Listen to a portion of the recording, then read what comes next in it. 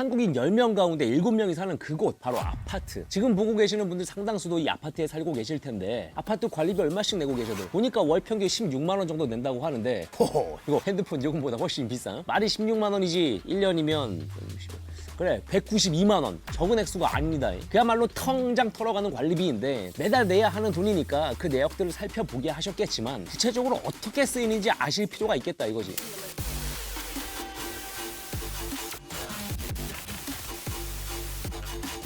고지서 있으면 다들 한번 꺼내보쇼. 청소비, 승강기 유지비, 뭐뭐뭐 항목이 졸라 많아요. 근데 여기서 관리비가 5% 오를 동안 무려 20%가 오른 항목이 있어. 그게 뭐냐? 장기수선 충당금. 뭐 엘리베이터 공사를 하거나 아파트 외벽을 도색한다. 뭐 그러면 한두 푼 드는 게 아니잖아. 돈이 많이 들어가는 아파트 시설 보수할 때를 대비해서 쌓아두는 적립금이라 생각하면 됩니다. 원래는 설비나 공사가 필요해지면 설계하고 시공계획 세우고 뭐 요거에 맞게 걷어야 되는데 여기서 말하는 계획이라는 게 어디 감사를 받고 뭐 그런 게 없어. 그냥 알아서 적당히 결정하면 되는 거. 어쨌든 지역사회에서는 꽤 많은 액수의 돈이 오가는 현장이 돼버리다 보니까 공사비 부풀리기 같은 용역비리, 입찰사의 떡고물 전쟁 뭐 이런 게 가장 많이 일어나는 항목이 바로 이 장기수선 충당금이란 얘기. 경기도에서 따로 장기수선 충당금 요것만 감사를 했는데 71개 아파트 단지에서 걸린 건수가 165건. 한 아파트 단지에서 2건 이상은 누가 헤쳐먹었다.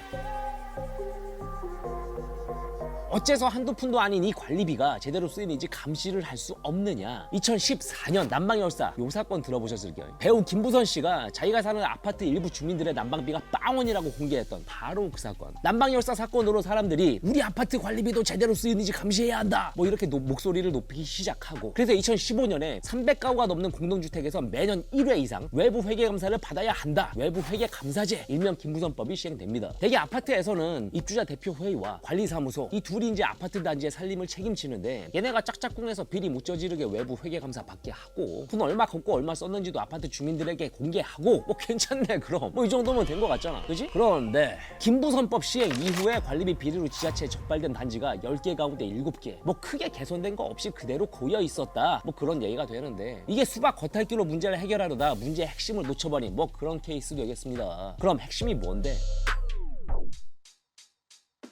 자, 입주자 대표회의, 줄여서 입대회, 아파트 전체 수도, 전기, 안전시설 등의 설비나 공사를 진행해야 하거나 인터넷 케이블을 업그레이드해서 원래 거 드러내고 새로 깐다 뭐 이럴 때 생각해봐. 아파트 사는 모든 주민들의 의견을 듣고 수렴할 수 없어. 그러니까 동네 선거로 동대표를 뽑고 이 사람들이 모여서 하는 회의가 바로 입주자 대표회의, 입대회인 겁니다. 입대회에선 공용 부문, 안전관리, 정비, 청소 용역 선정, 관리비 회계 업무, 관리 유약 사항 집행, 아파트 운영에 대한 안건 의결 등 아파트 살림에 대한 전반적인 걸 결정하고 이렇게 입대회가 결정한 각종 사안들을 집행하는 게 관리사무소고 말하자면 입대회가 입법부라 치면 관리사무소는 행정부 뭐 이렇게 볼 수 있는 거죠. 관리사무소엔 그러면 나름 전문가들이 모이지 않겠어? 그러니까 만약에 입대회에서 말도 안 되는 예산을 잡거나 일처리를 하려고 하면 관리사무소에서 야 이건 아니다 하고 벤치를 놔야지. 입대회랑 관리사무소가 서로 적당히 견제를 하면서 돌아가야 된다 뭐 그런 말이지. 근데 현실에선 이게 100% 실현은 불가능해. 어째서냐? 관리사무소장의 인사권이 입대회에 있어. 입대회가 뽑고 자르고 한다는 얘기 아니야. 당연히 관리사무소는 눈치를 볼 수밖에 없잖아. 그렇다면 뭐 그래 뭐 이걸 고치겠다고 김부선법 만들었어. 자 외부 회계감사 진행하는 법, 외부 회계감사를 뽑는 주체가 누구냐? 요것도 입대회야. 물론 입찰을 한다던가 해서 공정하게 선출하려고 애를 쓰기도 해. 그러니까 최저가로 막 입찰을 하기도 하잖아. 근데 이 경우도 재수 없으면 똥 밟아.